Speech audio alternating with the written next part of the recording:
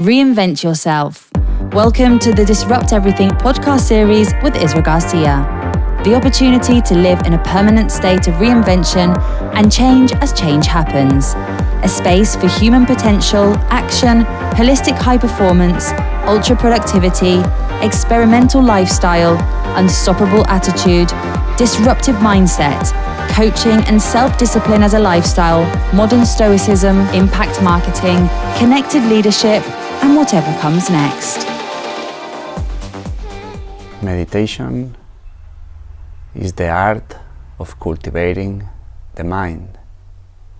This is a quote from our next guest, Shi Miao Hai, in Disrupt Everything podcast series, in Disrupt Everything videos, web series.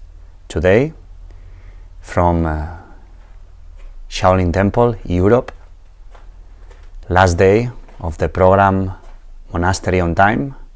I have the honor, pleasure, and real privilege to talk with Shi Miao Hai, who has been guiding us gently, firmly, and with compassion, love, and determination through these 5 days.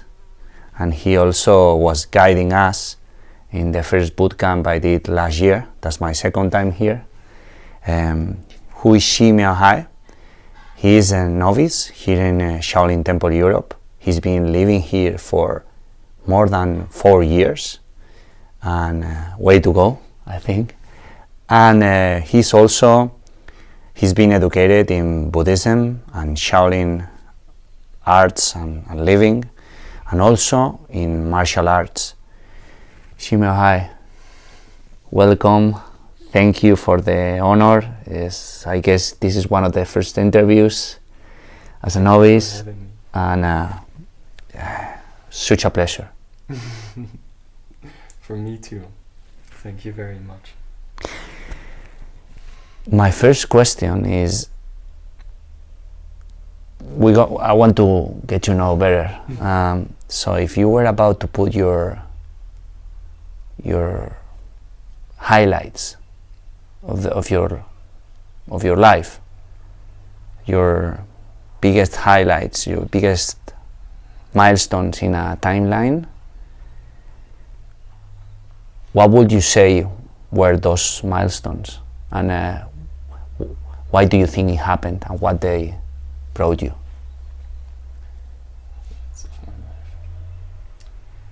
So I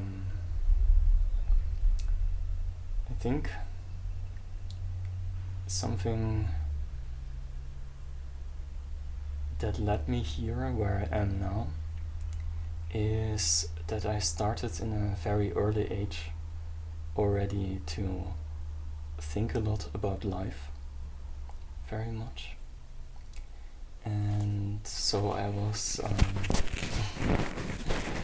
a lot philosophizing on life, and I was searching for certain answers.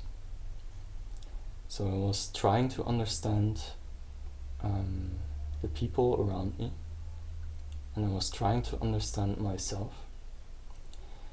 And the answers that I found for myself, I could find them back in the Buddhist teachings. So the more I try to figure out certain truths about life itself, the more I found that my thoughts that I have are very similar to what is already being taught and what is already being given by the Buddhist teaching.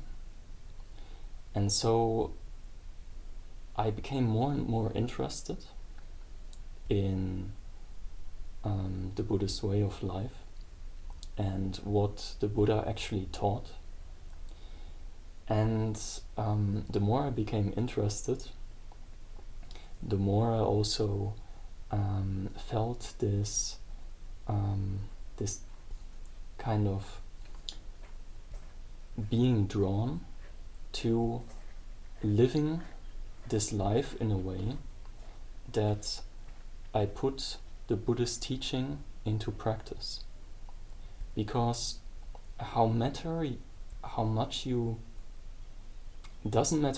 you think about it, and it also doesn't matter how much you talk about it, if you do not really actively work on yourself and try to live what you have in your mind, then all these words and all these teachings, they cannot serve you. So I wanted to find a way how I can really dive into the Buddhist path. And so, since I had been practicing martial arts already in my childhood, and it was always a topic that fascinated me, and something that also influenced my personality at a very young age. When I came here to the Shaolin Temple Europe, I noticed for myself that the practices that we are doing here and the way how the Buddhist teaching is being transmitted and is being lived, it worked for me. Because there are so many ways in which you can put the Buddhist teaching into practice in your life. You don't necessarily have to live in a monastery for this. But for me personally, I can say that when I came here, what we are doing here helped me very much. It helped me very much to get to a deeper understanding of what it is like to experience Buddhism. And this experience is not anymore an understanding of the mind, but then you are understanding something with your heart. And so you are really internalizing something, and once you internalized something because of your deep experience, you are much more able to understand it. And this is what also made me become a novice here, because even though, as you said before, I've been living here already 4 years, maybe I can share some things that I know. But no matter how far you come, even as a master one day, you are still learning every day. And there is still so much to learn and so much to continue on. And so this is also something so important never to forget. This is why we, for example, we bow in front of Buddha statues. And it is when we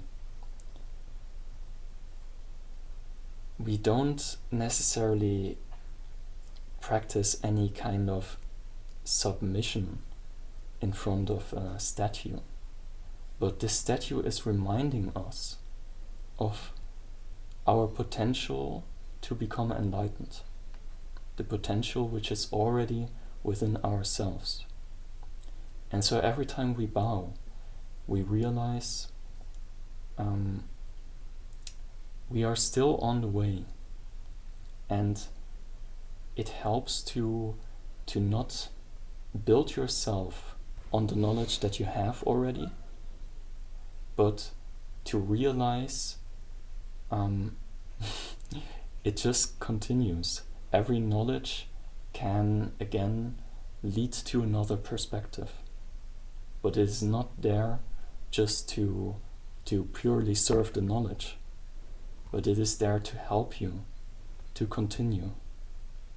And so, yeah,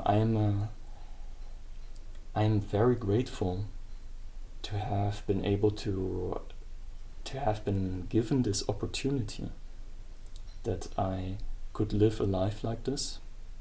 And therefore, I'm also very grateful to be able to share everything that I know with other people. Because, if you really love something, there's nothing more beautiful than to be able to share it. Give it away. Yeah. Because then this is an act out of real compassion. True compassion is not that you have something and you keep it for yourself. True compassion is you open your hands. Yes. That's also why the Buddha taught, for example, that he never kept any teaching in his closed hands. He gave everything. He said you are your own leader, right? Yes. Yes. That's why you don't have to know anything more than this pointing at yourself, that you can be your own light. Buddha nature. Yes. What were those questions you were asking yourself before coming here about life, about you? I was intrigued when you said, what were those questions and what they lead you here, and what are the questions that you now ask and how they changed over time? Mm-hmm. So I was deeply asking myself why there is suffering in this world. And I was deeply asking myself why there is suffering amongst the people and also within myself. And I just felt very sorry for it. I felt very sad for it. And so this made me want to find out. It made me want to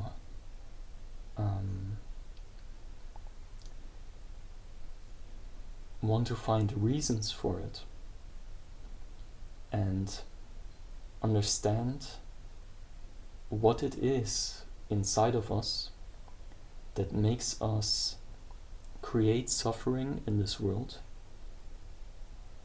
and makes us, in the end,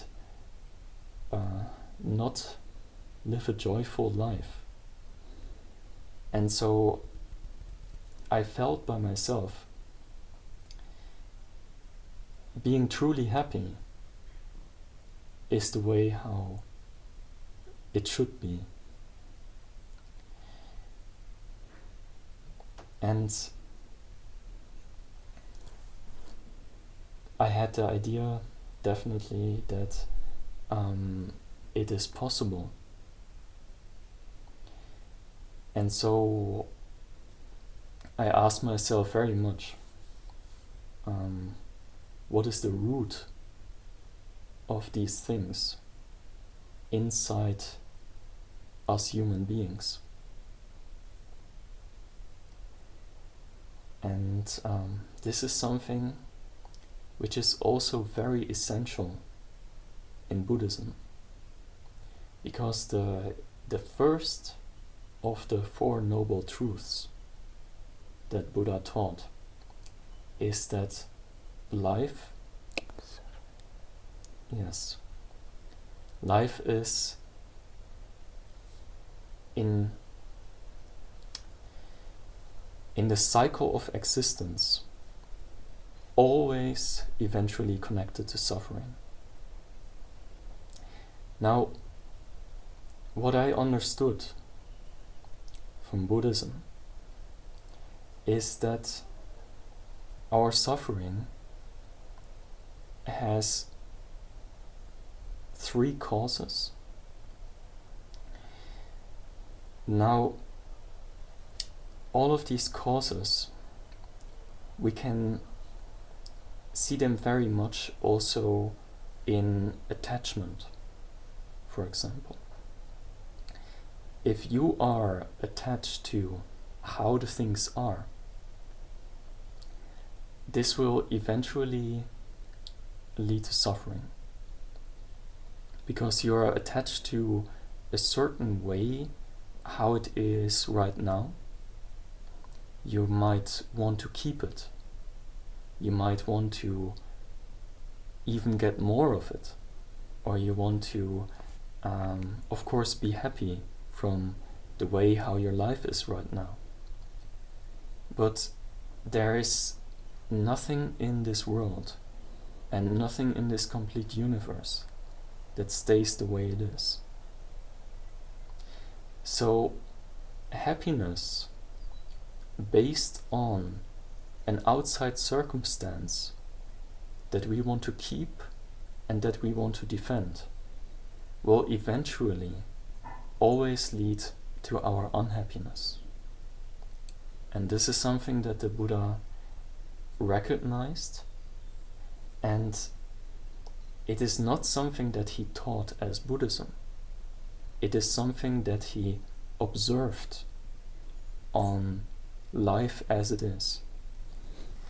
And so what we try as Buddhists is we try to find a way of happiness that is without attachment, that is without basing this happiness on an outside circumstance.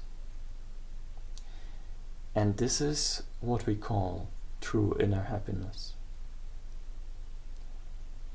Because it is not anymore that you are in the ups and downs of life.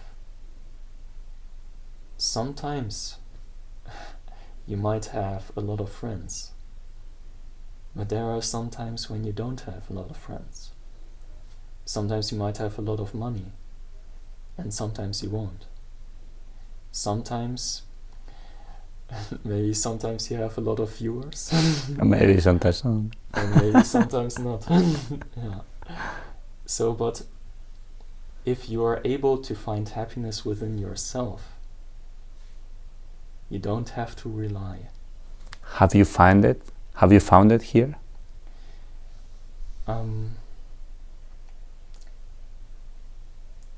Not permanently.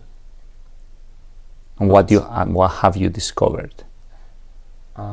Definitely that experiences of this are very much possible. And so if I would say I would have discovered this on a permanent basis that is not shakeable anymore, then this would be that I would claim to be enlightened. But I am not. Very wise. Yes. Because the way how I see it is that it is like a process. It is not that I know a lot. I just know what I know until now. But I practice to remain in my inner center, and life will give you challenges. To get out. Always the next challenge. Yes. But the more you are learning, the more you are developing yourself. It will get easier to find back to your center. And your center will become more and more stable until you find one day that you can let go of basing your happiness on outside conditions. This is then completely letting go. But as long as you're not there yet, you can see it more or less like a process of something inside of you that is flourishing more and more. So it's like a seed that you plant and you need to take care of it. So it's going to grow. It's going to become more and more stable. But it's not that now you need the seed first. Everybody has it already. It's just that we, how can I say, we are very much not used to use our mind in this way. But the Buddha, he taught this to many thousands, millions of people in his lifetime. He wouldn't have taught it if it would only be possible for a Buddha. It is possible for everybody. That's why he taught. And what do you think there are these key steps on the process, and what are the techniques that help you to integrate this experience? So this is something, here you have different methods in different traditions of Buddhism. Now, of course, here we have the martial arts, which is also a very useful tool. Very to useful. Build up your character, to build up your personality, and therefore also you are, in a way, doing something, practicing something that is helping you with your process, not only mentally and spiritually, but then also you can realize it in other things, like, for example, the meditation. So in Shaolin we have also methods like Qigong, so learning how to regulate and use your energies.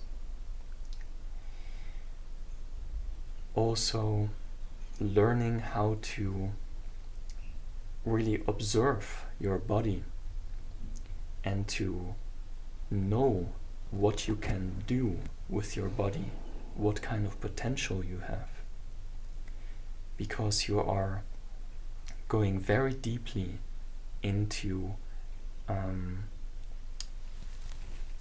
this body awareness. But also the Buddhist teaching, the guidance that I receive from my masters, is something that can help you to also break open things that were misconceptions that you were holding on to. Masters can help you very much to open up your mind for different perspectives, and can correct you if you have developed or you are going to develop in a wrong direction. So a master is not necessarily somebody who is like always standing there and teaching you. This is not the only task of a master. what I am very, very grateful for what my masters did to me is that they were guiding me to say, if you are going too much in this direction, you have to take a turn.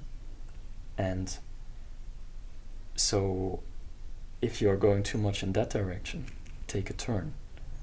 So that in the end, actually you are going there, but you couldn't see it before. They've been there before. Yeah. It's because some things are very difficult to explain by words. But my masters, I'm very fortunately that they know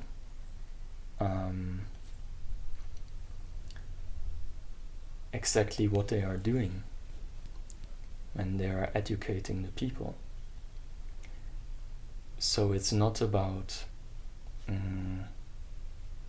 one concept and then this would be the truth, because then you're going too much in this direction. But when they notice this, they explain to you, look, there are other possibilities. Don't be too hard or too much attached to this one concept. It's not the absolute truth. But then you start to develop in this direction and you grab on here. But you understand, until you understand also this concept is just a model of the truth, what it really is. But it's not for you to hold it as the highest. So you go into your inner middle. Yes. You always, in the end, you understand how they helped you. Sometimes in that moment, you don't get it. What are the main teachings or lessons that you take from each of the masters that has been guiding you? If you were to name the top one, top two of each master. Oh, that's very difficult. Or maybe one or two, something I learned a lot from them. But it's also very important that they always taught me to look back at myself. So it's not that a master can give you this path. Also for people who are outside, not living in such a structure like we have here with masters and students and so on. It's not the book or the teaching that is eventually helping you. But if it is good, then it is pointing on you to walk this path by yourself. So if the book is giving you a concept that is supposed to be the truth,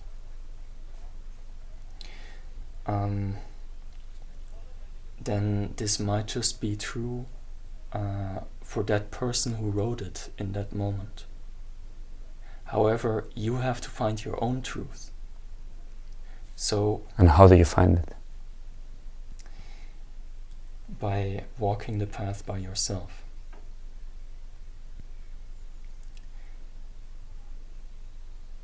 By experiencing it by yourself. This is why Shaolin Temple is perfect place, right?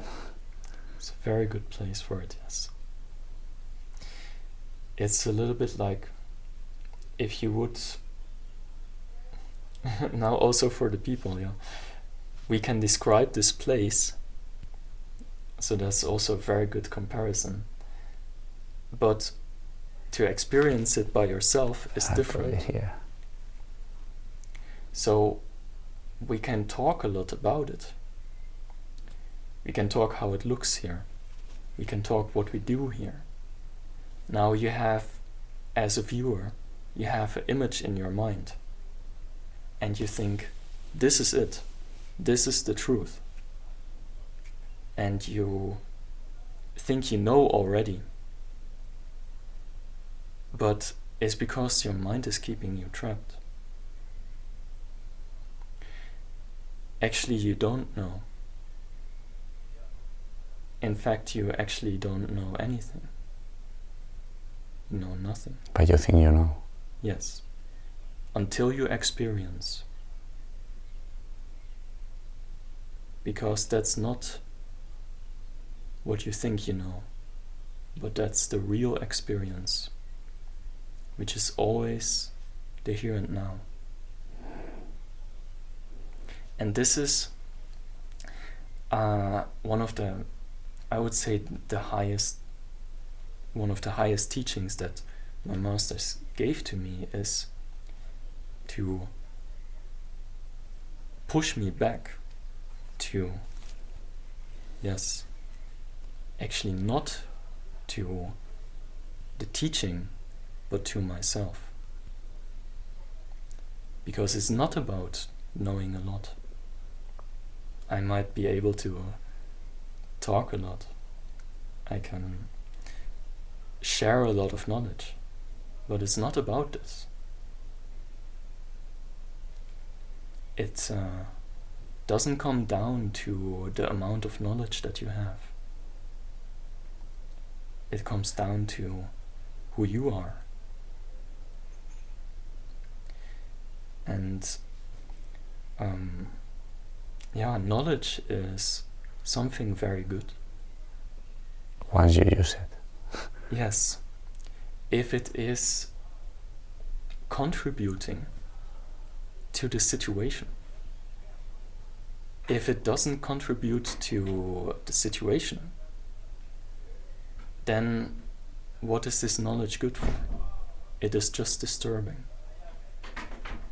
So, if you have knowledge that is contributing to the situation, then it is useful. So it's a little bit like being in the present moment means to have a clear mind. Doesn't mean that your mind is clouded and confused by a lot of knowledge that you think is great. Even if the knowledge is great, sometimes a person just needs somebody to listen to, or somebody that can listen to him or her. How do you cultivate this clear mind? Meditation helps. I would say, but not only meditation. It is,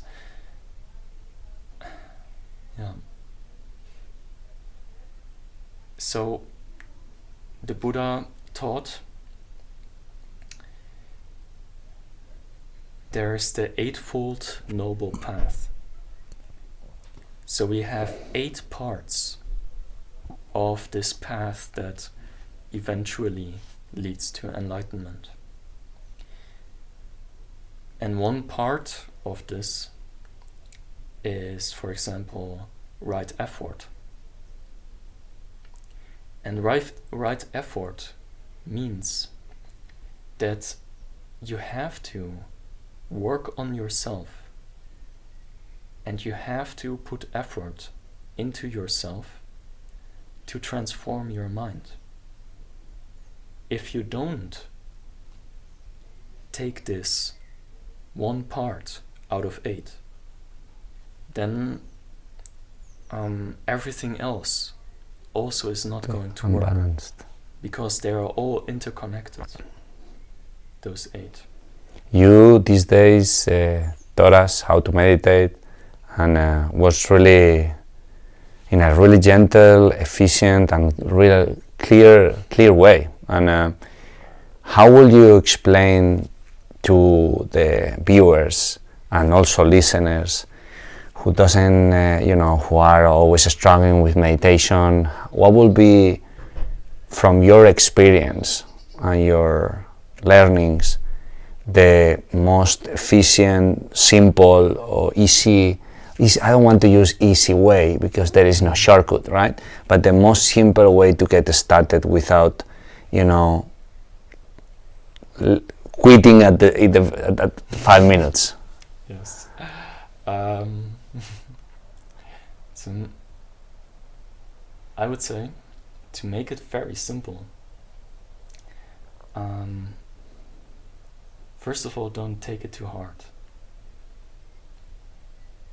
Many people, they really want to get something. They want to achieve something, they want to get somewhere. But meditation is not about this. When you practice meditation correctly, there's nothing you have to do. It all comes by itself. So, whatever wants to come, you just let it come. You don't need to get there. You just let it come to you. Whatever wants to go, you just let it go. And you will find a type of peace and calmness within yourself.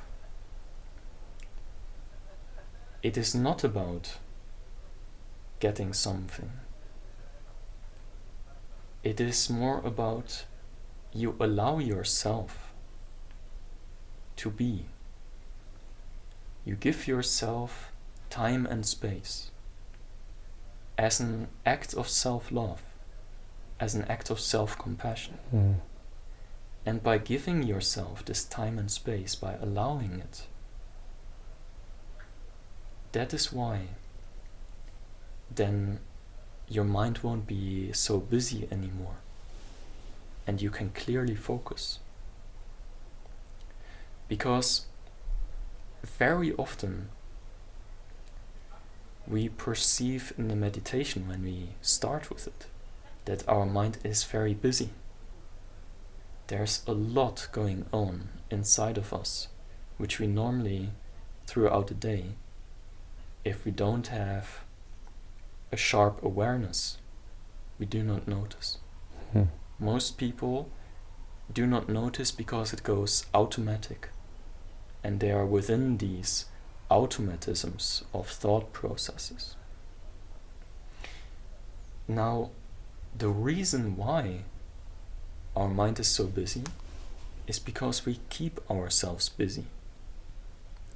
We keep ourselves busy with everything that we carry around within us. This is what you encounter in your meditation. You encounter everything that you are carrying around with you. And why are we so disturbed by all of these things?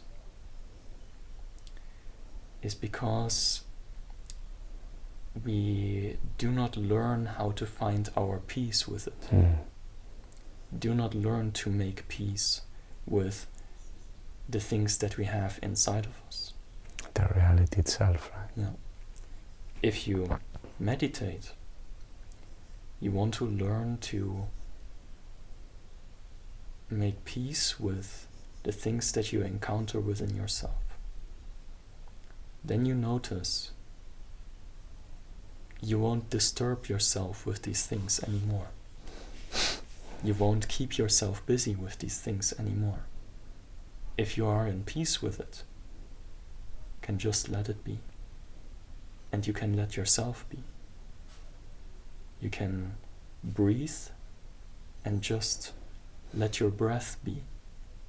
Don't have to control your breath. You just let your breath Naturally. Yeah. And so this is like this type of understanding of the meditation where I noticed that many people have this misconception, which is then oftentimes leading to the fact that they put even more force into it. Clinging. Yes. And so now we were talking a lot about just very basic meditation on the breath. Of course, there are many other methods of meditation as well. And you can try different methods because not every method has to be the one for everybody. The truth, huh? Yes. Did you say? Everybody can find also a method that is maybe more working for him or her.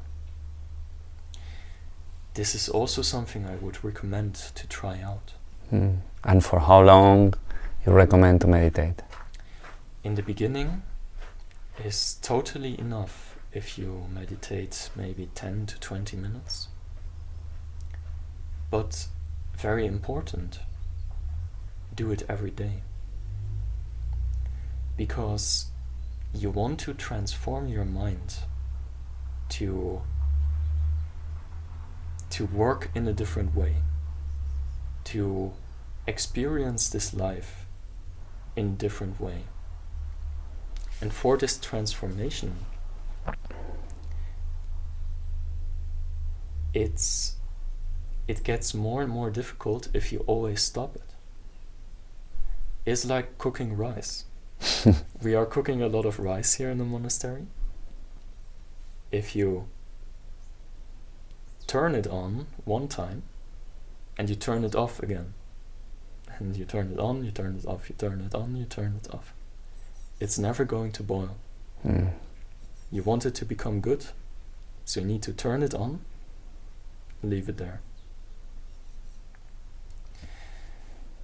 How have you gone, getting to the last part of the interview, how have you gone from you came here, you started as a disciple, then novice, and what has happened shortly or briefly in this journey to become from coming here to do a program? I don't know the story well, and what have you learned like in these stages?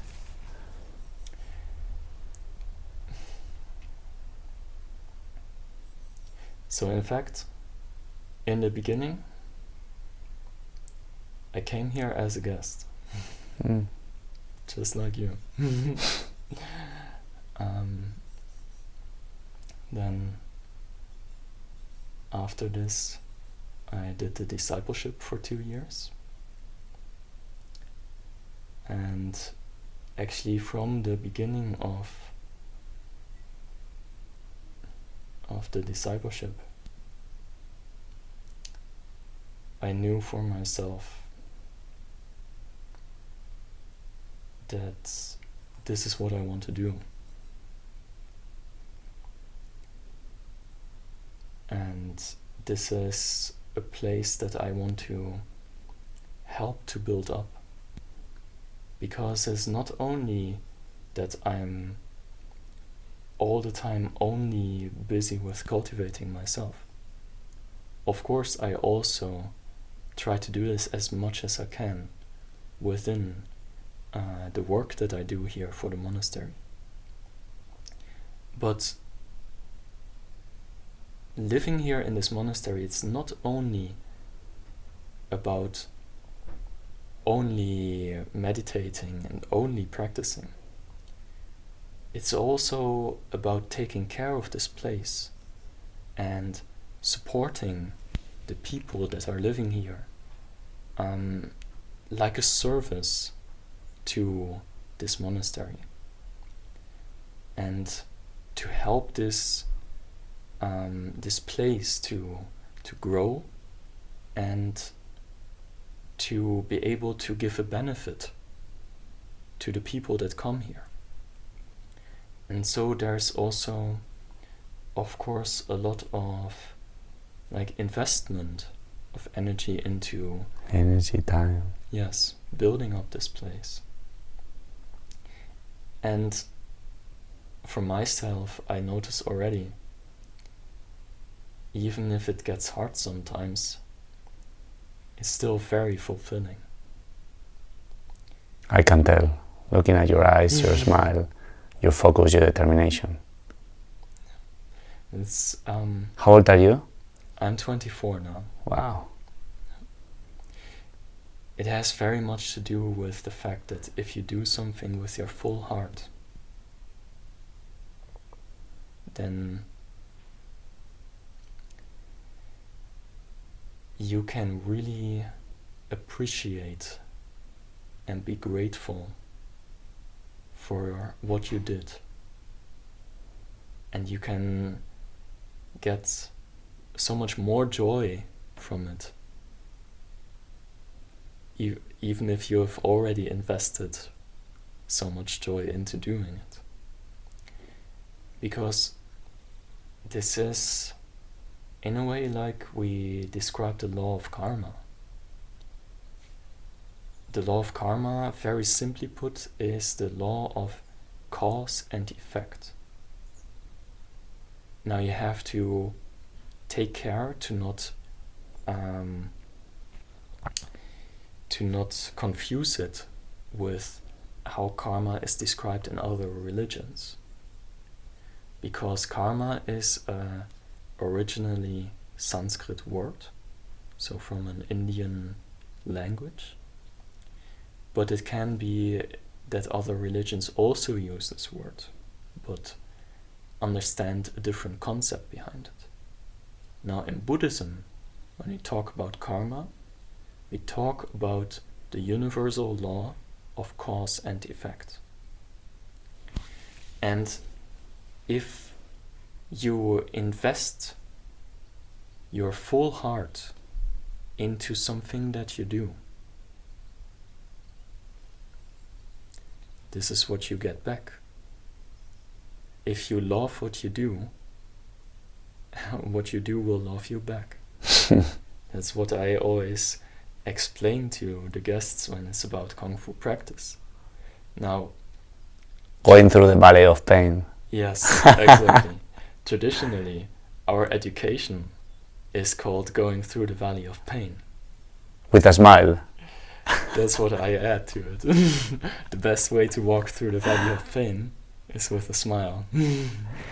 But if you really love it, you will receive so much. To finish, what would you say to everyone who is watching and listening this interview to cultivate themselves?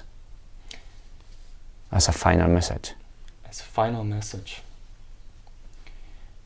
maybe two things. Yes. Just to add what I was talking about previously.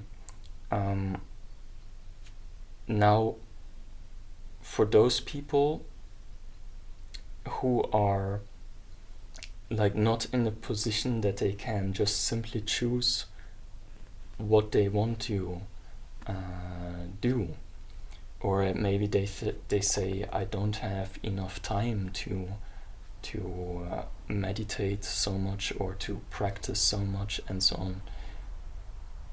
It's not only about that you find something that you love. Also, what we do here can sometimes become very tough.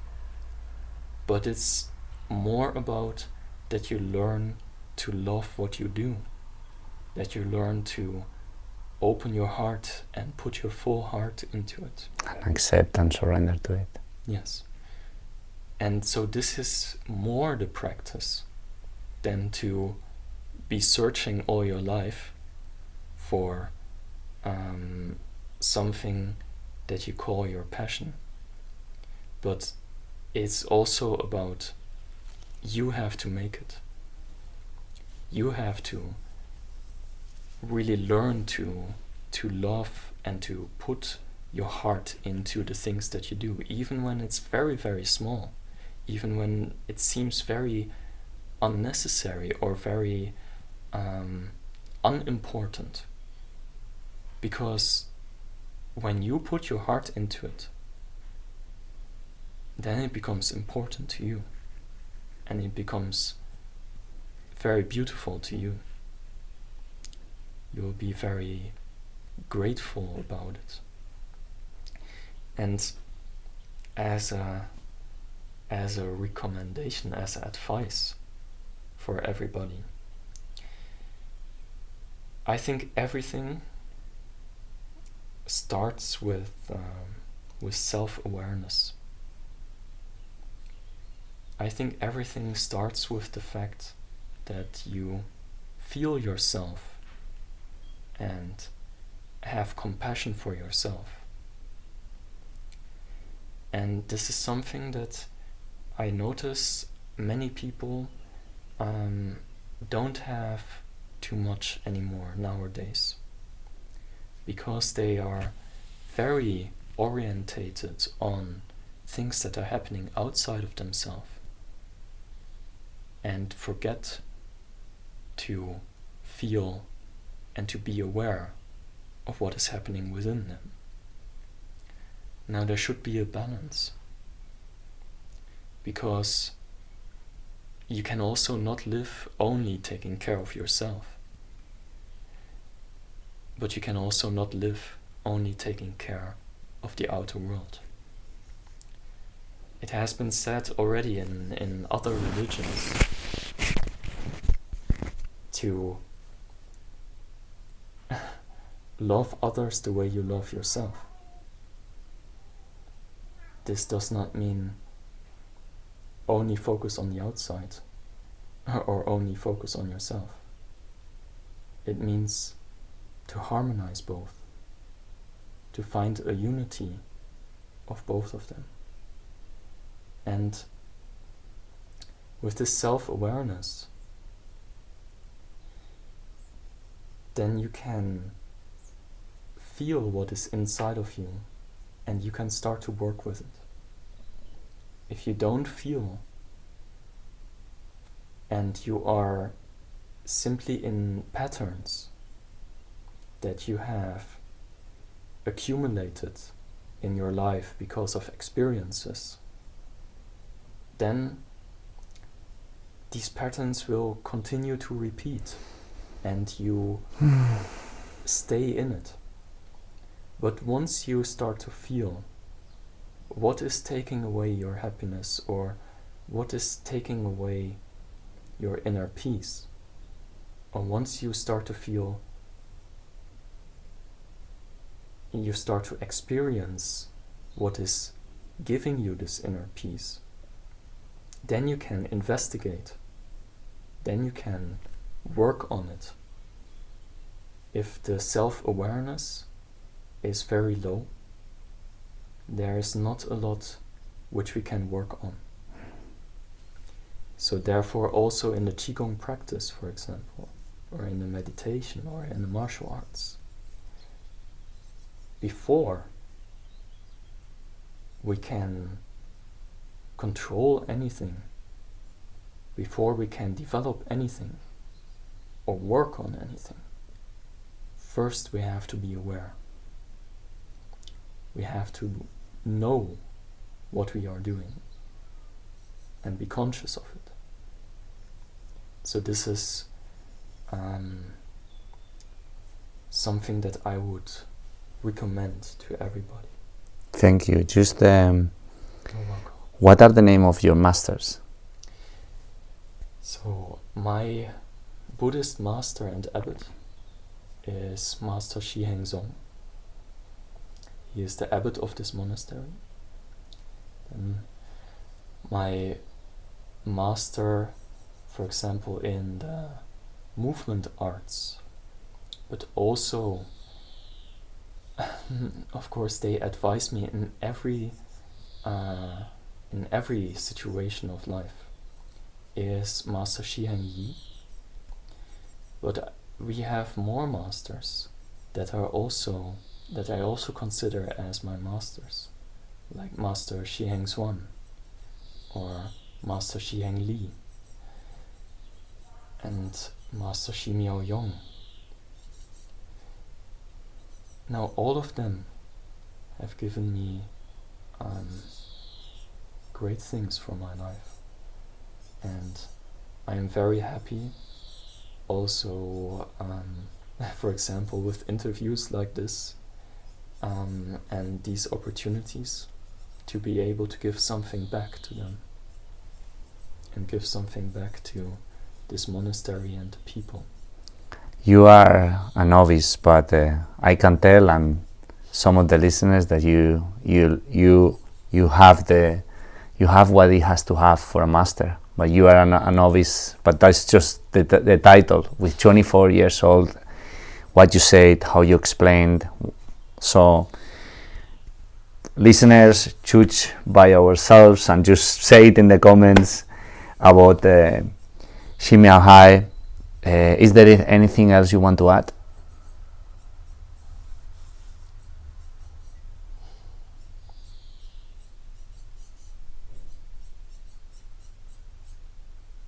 No.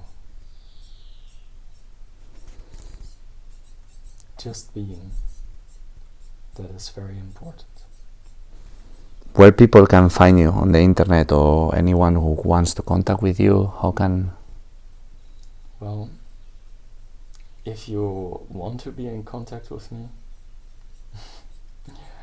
you will know where to find me. Shaolin Temple Europe. Yes. Thank you for your time, for your wisdom, your experience, your knowledge, and your generosity for sharing this with us. You're welcome. Thank you. It was my pleasure. Thank you so much, and thank you to all of you from the Shaolin Temple Europe. Shi Miao Hai on Life Mastery. Thank you for listening to the Disrupt Everything podcast series with Isra Garcia. You can listen to the podcast on any podcast platform or on isragarcia.s/podcast, where you'll find interviews with Seth Godin, Robin Sharma, Wim Hof, Kevin Kelly, Stephen Kotler, Joseph Ahram, Great Modern Stoics, Zen Masters, Shaolin Masters, Hollywood actors, New World sages, and many other disruptors, plus solo episodes with Isra. And the journey continues.